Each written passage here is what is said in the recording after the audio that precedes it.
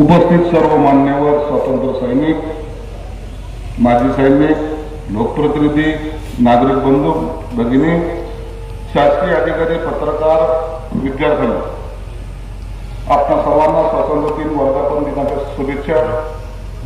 बंधू आणि भगिनींनो, आपल्या सगळ्यांना या शुभेच्छा देताना मला देशाच्या स्वातंत्र्य लढ्यात बलिदान दिलेल्या थोर स्वातंत्र्य सेनानी यांचे स्मरण होत आहे.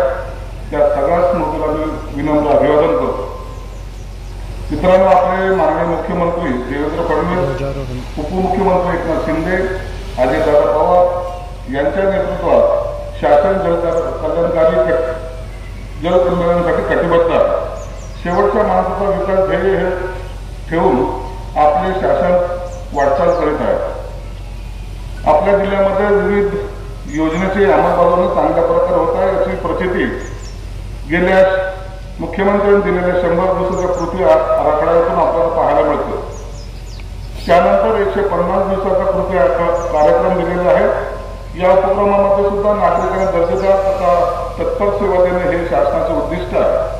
याच अंतर्गत जिल्ह्यातील सर्व शासकीय कार्यालय हे सौर ऊर्जेवर स्थितकरण करण्यात येणार आहे.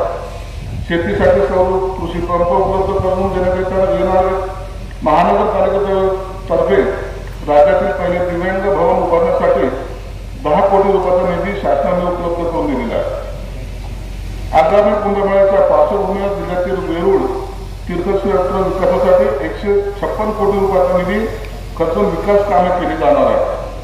भारतीय पुरातन खात्याच्या मार्गदर्शनाचा हा विकास केला जाणार आहे.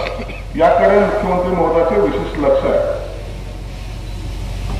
नक्षा या केंद्र शासनाच्या पथदर्शी प्रकल्पाअंतर्गत कन्नड नगरपालिकेची निवड झाली आहे. हा आपल्या जिल्ह्यासाठी बहुमान आहे.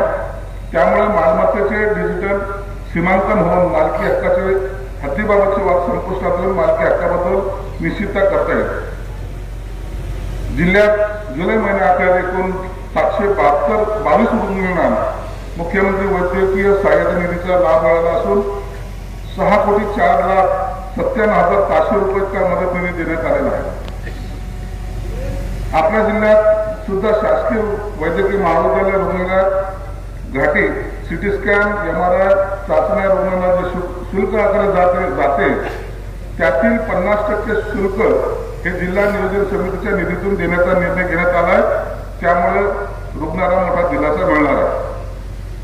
जिल्हा नियोजन समिती अंतर्गत सन 2025-26 मध्ये जिल्हा वार्षिक योजना सर्वसाधारण करिता 735 कोटी रुपये, अनुसूचित जाती जमाती योजना करता 104 कोटी, तर आदिवासी क्षेत्राबाहेर योजना 10 कोटी 46 लक्ष रुपये असा एकूण 849 कोटी रुपयाचा नियत मंजूर करण्यात आलेला आहे.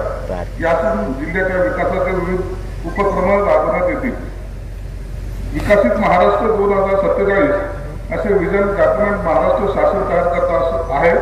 या राज्याचा शाश्वत व सर्व समावेश विकास आराखडा असेल. आपल्या जिल्ह्यातही हे सर्वेक्षण राबवण्यात